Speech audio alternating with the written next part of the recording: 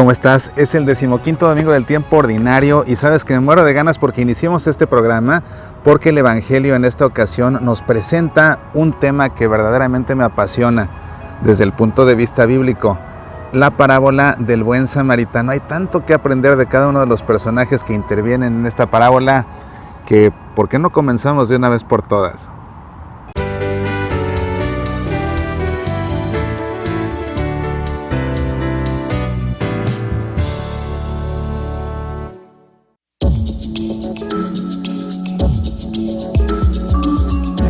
Estamos celebrando el 15º domingo del tiempo ordinario. En este ciclo litúrgico sé en que nos enfocamos en la lectura del Evangelio según San Lucas. Hoy nos toca leer la parábola del buen samaritano, un pasaje que es exclusivo a Lucas, no aparece en ninguno de los otros evangelios. Esta es una de las razones, uno de los ejemplos por los cuales el Evangelio según San Lucas se conoce como el Evangelio de la Misericordia. Un pasaje en el que aprendemos de la misericordia de una forma muy hermosa, muy dramática, pero también muy didáctica. Te propongo que hagamos como siempre la lectura del texto del Evangelio como lo leemos en la Santa Misa, para después analizarlo y terminar como siempre con un momento de oración. Para iniciar, te invito a que nos pongamos en presencia del Padre y del Hijo y del Espíritu Santo. Amén. El Evangelio dice así: Un doctor de la ley se levantó y le preguntó a Jesús para ponerlo a prueba: Maestro, ¿qué tengo que hacer para heredar la vida eterna? Jesús le preguntó a su vez: ¿Qué está escrito en la ley? ¿Qué lees en ella? Él le respondió: Amarás al Señor tu Dios con todo tu corazón, con toda tu alma, con todas tus fuerzas y con todo tu espíritu, y a tu prójimo como a ti mismo. Has respondido exactamente, le dijo Jesús. Obra así y alcanzarás la vida. Pero el doctor de la ley, para justificar su intervención, le hizo esta pregunta: ¿Y quién es mi prójimo? Jesús volvió a tomar la palabra y le respondió: Un hombre bajaba de Jerusalén a Jericó y cayó en manos de unos ladrones que lo despojaron de todo. Lo hirieron y se fueron, dejándolo medio muerto. Casualmente bajaba por el mismo camino un sacerdote. Lo vio y siguió de largo. También pasó por allí un levita. Lo vio y siguió su camino. Pero un samaritano que viajaba por allí, al pasar junto a él, lo vio y se conmovió. Entonces se acercó y vendó sus heridas, cubriéndolas con aceite y vino. Después lo puso sobre su propia montura, lo condujo a un albergue y se encargó de cuidarlo. Al día siguiente, sacó 2 denarios y se los dio al dueño del albergue, diciéndole: Cuídalo, y lo que gastes de más te lo pagaré al volver. ¿Cuál de los 3 te parece que se portó como prójimo del hombre asaltado por los ladrones? El que tuvo compasión de él, le respondió el doctor. Y Jesús le dijo: Ve y procede tú de la misma manera. Ese es el texto del Evangelio y resulta muy interesante detenernos sobre todo en la parábola del buen samaritano. En esta ocasión en la Santa Misa leemos 2 perícopas. La perícopa del mayor de los mandamientos, que está seguida por la parábola del buen samaritano. Quisiera que en este programa nos enfoquemos únicamente, en razón de tiempo, en esta parábola. Ubicar esta parábola del buen samaritano en su contexto nos ayuda muchísimo. Pertenece a la 4ª gran sección del Evangelio según San Lucas, que nos habla acerca de la subida a Jerusalén, en la que Jesús se va preparando para asumir ese gran sacrificio del cual se desprenderá la redención del hombre, y también para aquellas personas que caminan con Jesús a Jerusalén, esto sirve de preparación para ser partícipes de este misterio. Ahora, en el contexto inmediato, encontramos inmediatamente antes esta perícopa que ya hemos leído, que nos habla acerca del mayor de los mandamientos: amar a Dios sobre todas las cosas y al prójimo también. De ahí se desprende la pregunta del doctor de la ley: ¿y quién es mi prójimo? Lo que le interesa a él realmente es saber cómo es que se tiene que amar a ese prójimo. Y Jesús da la respuesta precisamente contándole esta parábola, en la que claramente, y sin entrar en detalle todavía, vemos que la manera de expresar este amor al prójimo es actuando en bien de aquel que está necesitado. Ahora, inmediatamente después encontramos la perícopa de Marta y María.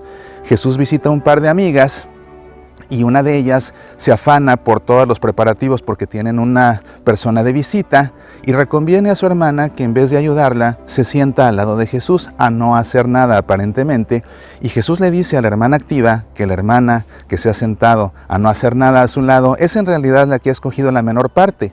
Esto nos deja ver que en efecto amar al prójimo y amar a Dios implica actuar. Sin embargo, no se trata de un actuar frenético, no se trata de un actuar por actuar. Eso lo deja Jesús claro cuando dice que primero en una parábola hay que actuar en bien de la persona necesitada, pero después en la siguiente perícopa Jesús dice no siempre hay que actuar, en ocasiones es preferible estar simplemente en presencia del Señor. Los actores que intervienen en este texto, bueno, principalmente en la perícopa son dos: el doctor de la ley que cuestiona a Jesús y Jesús mismo. En el caso de la parábola, los actores son el hombre que va de camino, los asaltantes que lo dejan medio muerto, el sacerdote, el levita, el samaritano y el dueño de la posada. Te propongo que analicemos ahora el texto versículo a versículo. Comienza diciendo así: un doctor de la ley se levantó y le preguntó a Jesús para ponerlo a prueba. Los doctores de la ley eran los eruditos en interpretar la ley de Moisés.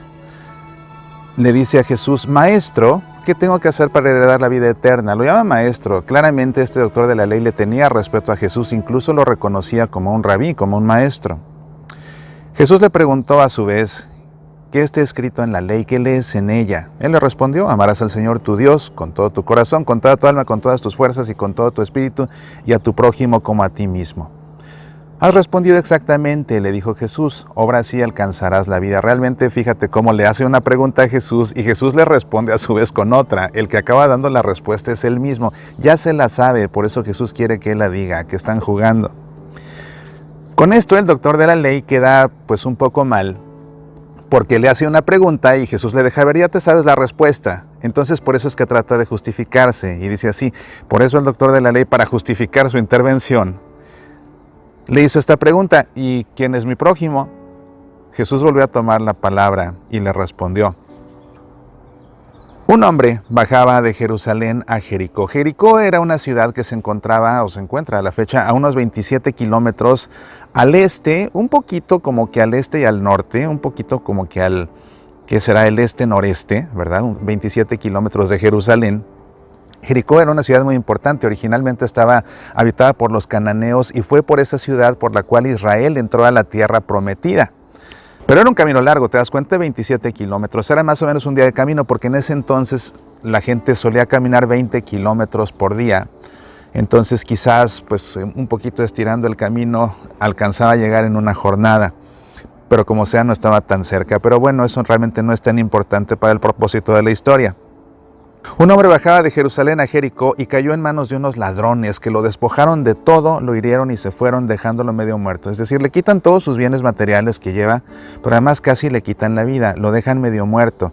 Y para dejarlo medio muerto lo tuvieron que haber dejado malherido, si no, como lo dejan medio muerto. Entonces el hecho de que esté malherido implica que está sangrando y eso es importante.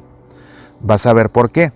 Casualmente bajaba por el mismo camino un sacerdote, lo vio y siguió de largo. Fíjate cómo el primero que pasa es alguien de quien uno esperaría más que de alguien más que obrara bien por esa persona. Sin embargo, lo ve, primero lo ve, es importante, primero lo ve y su reacción es hacerse a un lado, se hace a un lado y se sigue de largo.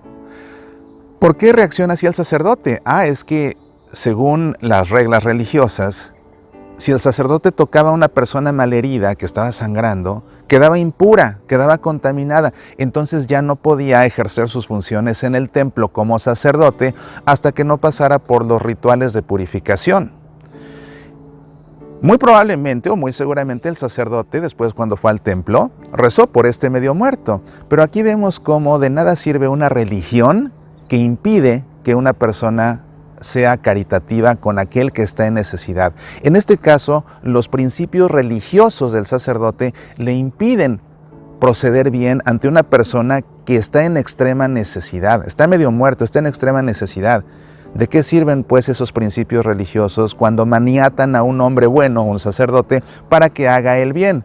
Por mucho que haya rezado después por él, ¿de qué sirve rezar cuando no hay un compromiso, cuando no se involucra, cuando no mete las manos por asistir?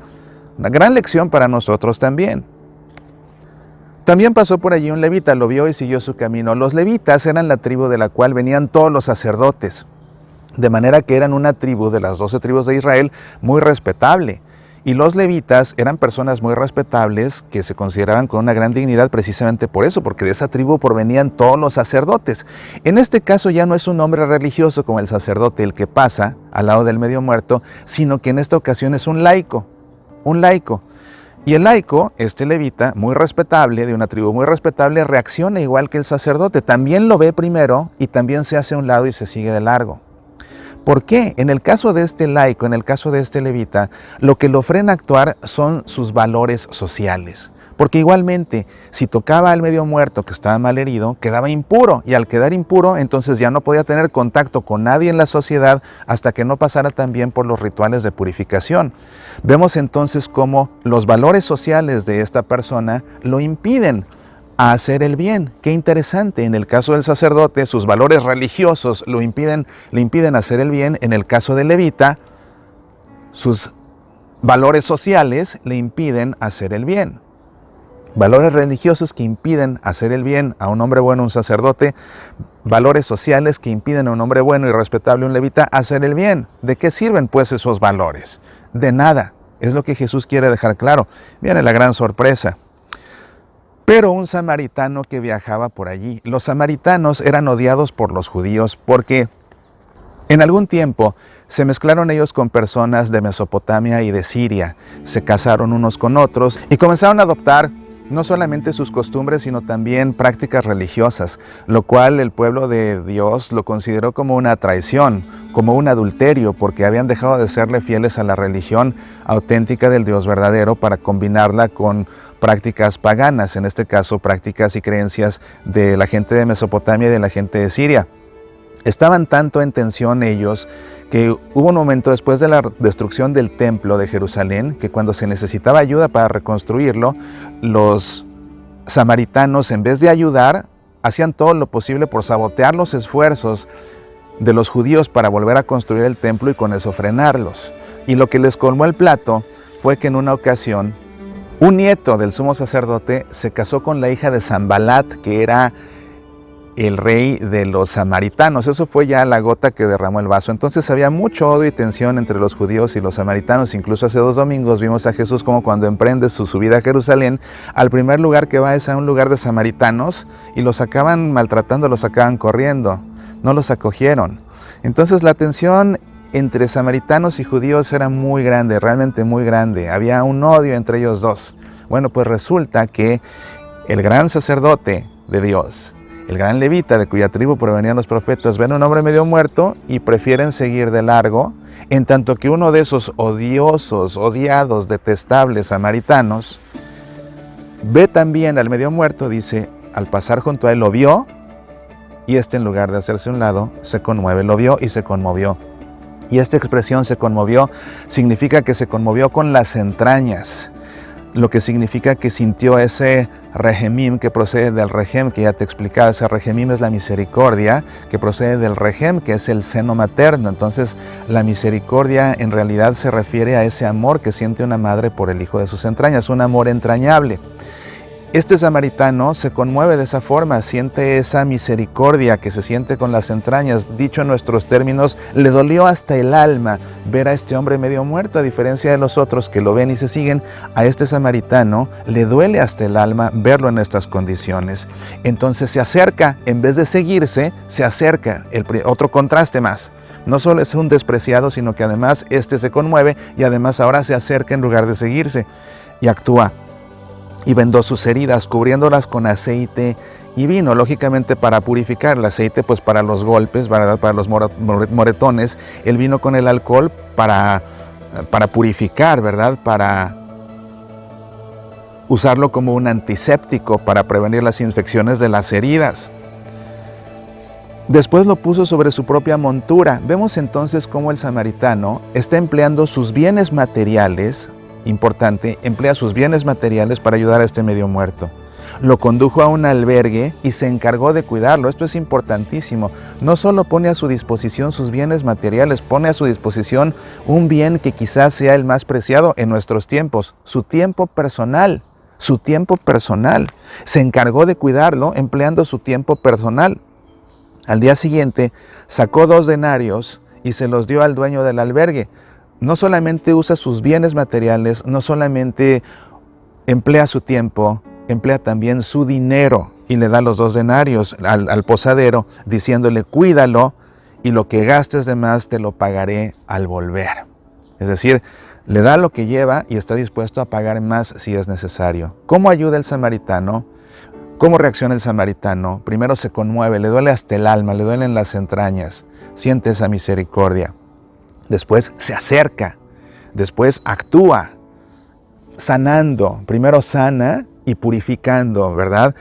Ese antiséptico que es el vino. Y después de esto lo asiste, lo pone en la montura, le presta sus bienes materiales, los pone a su disposición, le cede su tiempo cuidándolo en la posada y da su dinero.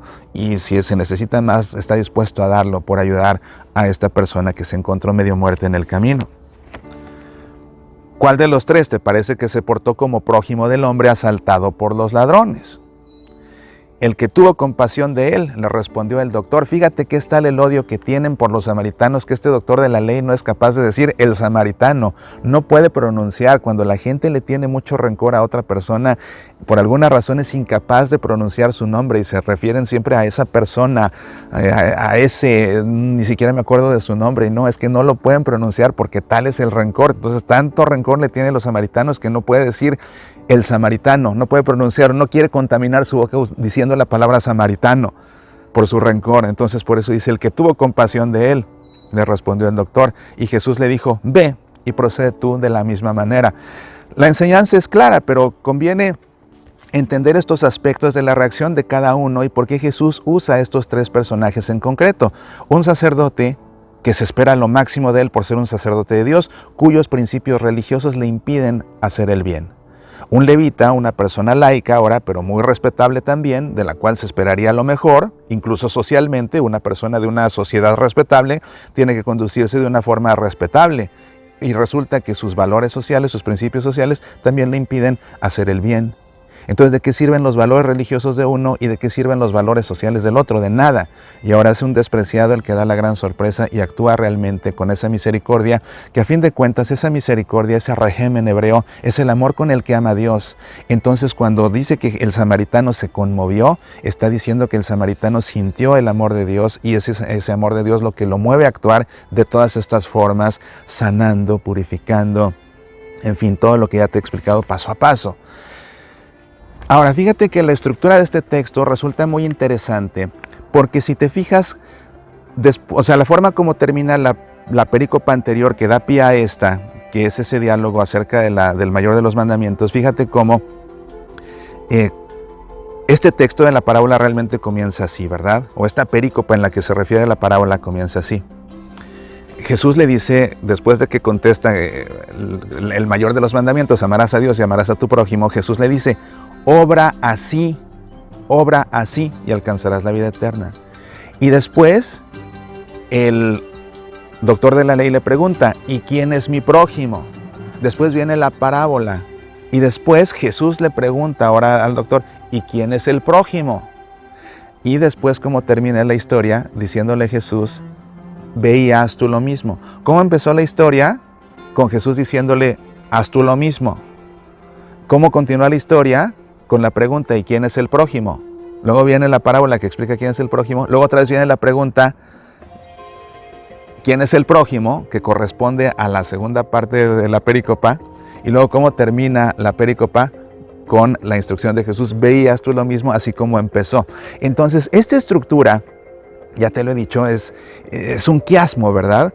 En el que la primera idea corresponde a la última, la segunda a la penúltima y así sucesivamente. Y como te he explicado en numerosas ocasiones, la idea de los quiasmos era en primer lugar facilitar la memorización de las historias, pero en segundo lugar la idea que está en el centro del quiasmo es la idea que tiene el mensaje central. Entonces esto a mí me resultó muy interesante ahora que estaba haciendo la exégesis, porque fíjate que me surgió aquí una idea, te la comparto,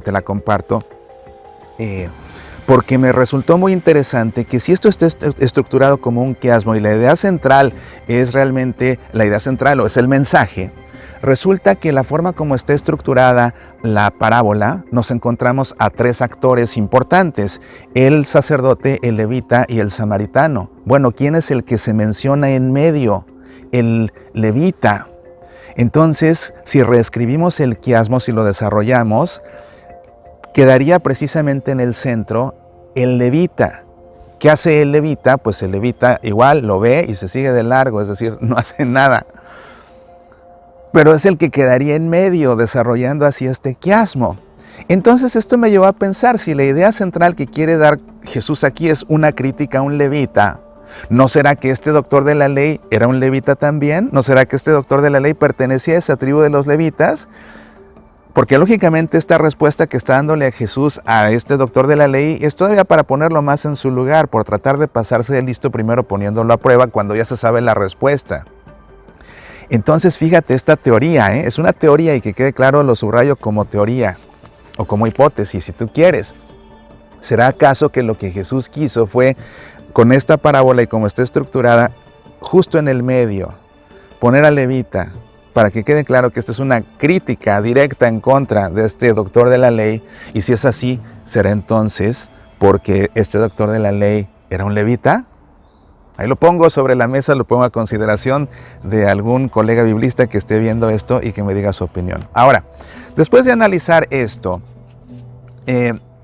realmente creo yo que la mejor manera de aproximarse a este texto desde su estructura es empleando no la técnica del análisis estructural de la perícopa únicamente, porque haciendo el análisis estructural encontramos este quiasmo, sino combinando dos métodos de interpretación, dos métodos de exégesis. Por un lado, el análisis estructural, que nos deja ver esta estructura quiástica, pero en segundo lugar, el análisis narrativo. Y entonces, de esa forma, analizamos la parábola con el análisis narrativo, fijándonos en su desarrollo narrativo, y simplemente la parábola como un todo ocupa el centro del quiasmo, ¿verdad? Y creo que es a fin de cuentas lo más lógico. Veías tú lo mismo. ¿Y quién es el prójimo? Pues toda esta historia para concluir diciendo que es el samaritano.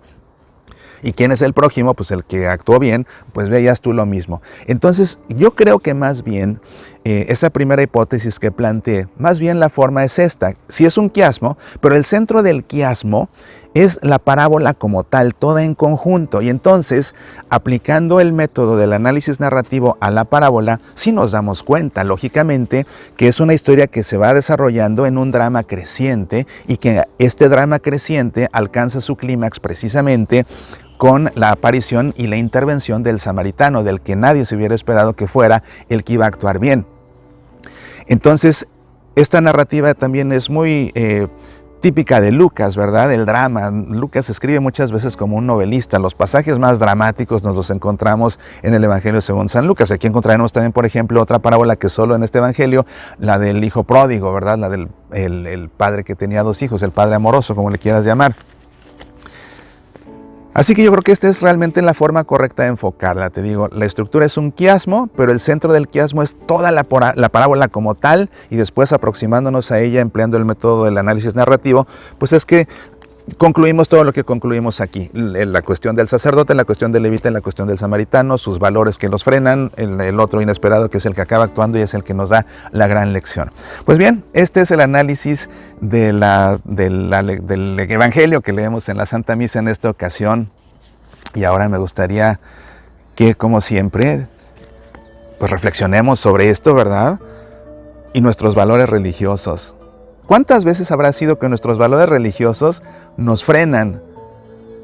De menos escuchar a alguien que necesita a alguien que lo escuche. Y no lo hacemos porque ya se nos hace tarde para ir a misa. Y claro, hay que ir a misa, pero si alguien está en extrema necesidad, aquí está una lección muy clara y contundente. De nada sirve ir al templo a rezar por alguien si no vamos a meter las manos por él. Y también los convencionalismos sociales y las reglas de etiqueta, todo esto, ¿de qué sirven cuando nos frenan para hacer el bien? ¿Cuántas veces vas por la calle con alguien, tal vez con tu jefe, y te encuentras a una persona que la ves en necesidad, y porque vas con tu jefe, entonces no lo ayudas, pero si tú hubieras ido solo, le hubieras ayudado? Cuando alguien actúa de esa forma, se está comportando como el levita de esta historia precisamente. Cuando alguien no mete las manos, pero va y reza por él a la iglesia, se está comportando como el sacerdote. ¿De qué sirve rezar si no metes las manos? ¿Y de qué sirve quedar bien con la sociedad cuando eso te frena para hacer el bien? De absolutamente nada. Lo que hay que hacer es lo que hace el samaritano: acercar, primero conmoverse, después acercarse y después poner a disposición del que lo necesita, no solamente nuestras oraciones, sino nuestros recursos materiales, la montura, el aceite, el vino, meter las manos por él, asistirlo, untándole ahí el aceite, sanándole con el vino, purificándole con el vino. Y después cediendo el tiempo, quizás la parte más difícil. Parece que es más fácil ahora dar dinero, dar bienes materiales, donar lo que nos sobra, que dar tiempo para ayudar a alguien. Y lo hace, el samaritano lo hace, además del dinero, claro.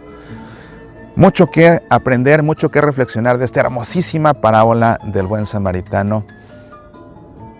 Espero que este análisis te ayude y ya, lógicamente, escuchando ahora la homilía de tu sacerdote, vas a tener una visión mucho más completa de este hermoso texto del Evangelio según San Lucas.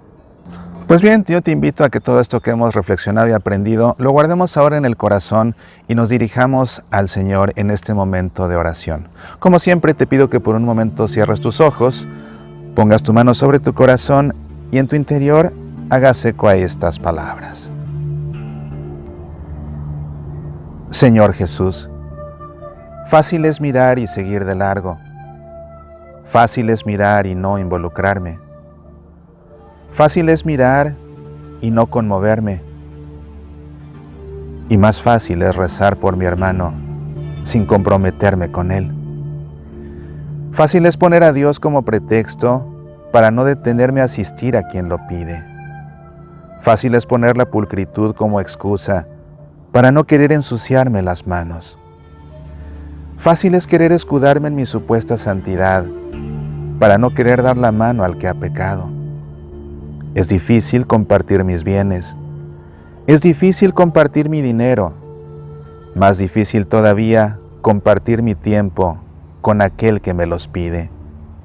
Hasta que llega un samaritano, un hombre despreciado, y me enseña que más que ver, lo importante es conmoverse. Que más que seguir de largo, aunque sea para ir al templo santo, lo heroico es detenerse, es inclinarse, es ponerse de rodillas, es vendar esas heridas, es dar un poco de mi vida al que ya no tiene vida.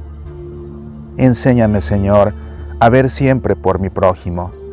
No permitas que cometa el sacrilegio de usar la ley de Dios como pretexto para amordazar el corazón.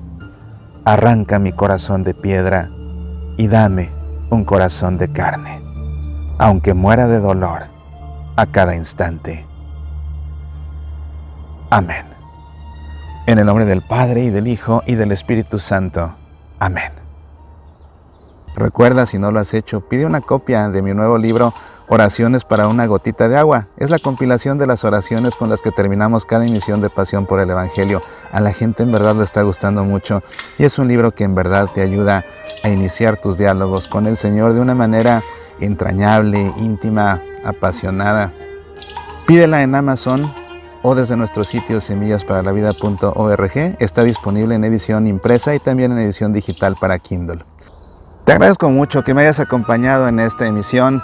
Recuerda que tenemos una cita, Dios mediante, el próximo fin de semana para seguir aprendiendo juntos acerca del Evangelio, y entre semana podemos escucharnos en mi programa de radio Semillas para la Vida, todos los días en tu estación de radio católica favorita o en nuestro sitio semillasparalavida.org. Que esta semana Dios derrame sobre ti abundantes bendiciones. Nos vemos muy pronto. Apasionate por nuestra fe.